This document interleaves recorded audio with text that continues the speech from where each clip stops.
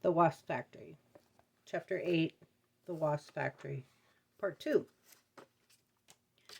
I leaned forward and put my right hand palm down on the top of the old dog's cranium, keeping my eyes closed. The candle was not long lit, and the bone was only warm. Some unpleasant, cynical part of my mind told me that I looked like Mr. Spock in Star Trek, doing a mind meld or whatever, but I ignored it. That didn't matter anyway. I breathed deeply, thought more deeply. Eric's face swam in front of me, freckles and sandy hair and an anxious smile. A young face, thin and intelligent and young, the way I thought of him when I tried to remember him when I was happy, during our summers together on the island. I concentrated, pressured my guts, and held my breath, as though I was trying to force a turd out when constipated. The blood roared in my ears. With my other hand, I used forefinger and thumb to press my closed eyes into my own skull, while my other hand grew hot on old Saul's. I saw lights, random patterns like spreading ripples or huge fingerprints swirling.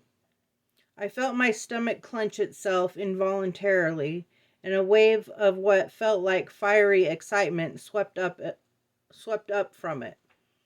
Only acids and glands I knew, but I felt it transport me from one skull through another to another. Eric. I was getting through. I could feel him. Feel the aching feet, the blistered soles, the quivering legs, the sweat-stuck grimy hands, the itching, unwashed scalp. I could smell him as myself, see through those eyes that hardly closed and burned in his skull, raw and shot with blood, blinking dryly.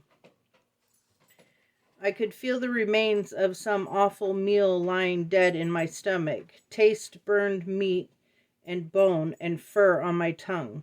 I was there. A blast of fire crashed out at me. I was thrown back, slammed away from the altar like a piece of soft shrapnel, and bounced off the earth-covered concrete floor to come to rest by the far wall, my head buzzing, my right hand aching. I fell over to one side and curled up around myself. I lay breathing deeply for a while, hugging my sides and rocking very slightly, my head scraping on the floor of the bunker. My right hand felt as though it was the size and color of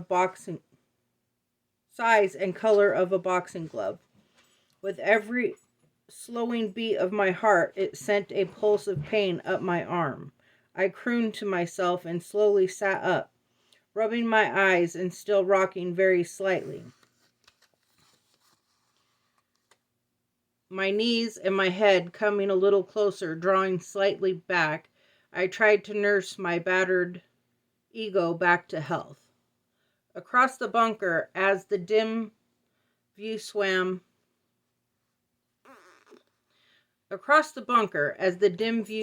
back to focus, I could see the skull still glowing, the flame still burning. I glared at it and brought my right hand up, started licking it. Started licking it. I looked to see if my flight across the floor had damaged anything, but as far as I could see, everything was in its place, and only I had been affected. I gave a shivery sigh and relaxed, letting my head rest on the cool concrete of the wall behind me. I leaned forward after a while and placed the palm of my hand, still throbbing, on the floor of the bunker, letting it cool. I kept it there for a while, then brought it up and wiped some of the soil off of it, squinting to see if there was any visible damage. But the light was too poor. I got slowly to my feet and went to the altar. I lit the side candles with shaking hands, put the wasp with the rest in the plastic rack to the left of the altar, and burned its temporary coffin on the metal plate in front of Old Sol. Eric's photograph took flame, the boyish face disappearing in fire. I blew through one of Old Sol's eyes and put the candle out. I stood for a moment collecting my thoughts, then went to the metal door of the bunker and opened it. The silky light of a cloud bright morning flooded in and made me grimace. I turned back, put out the other candles, and took another look at my hand. The palm was red and inflamed. I licked it again. Almost I had succeeded. I was sure that I had Eric in my grasp. Had his mind there under my hand and been part of him, seen the world through his eyes, heard his blood pump in my head, felt the ground beneath his feet, smelled his body, and tasted his last meal. But he had been too much for me. The conflagration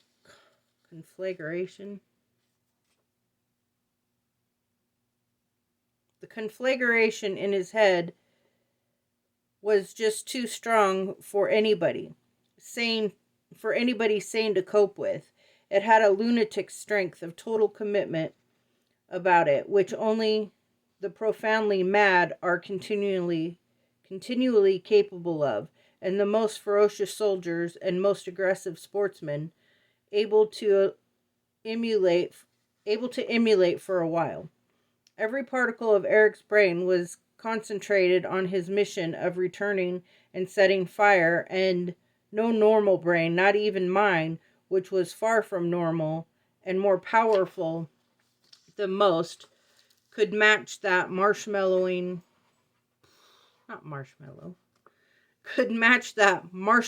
of forces. Eric was committed to total war, a jihad. He was riding the divine wind to at least his own destruction, and there was nothing I could do about it in this way.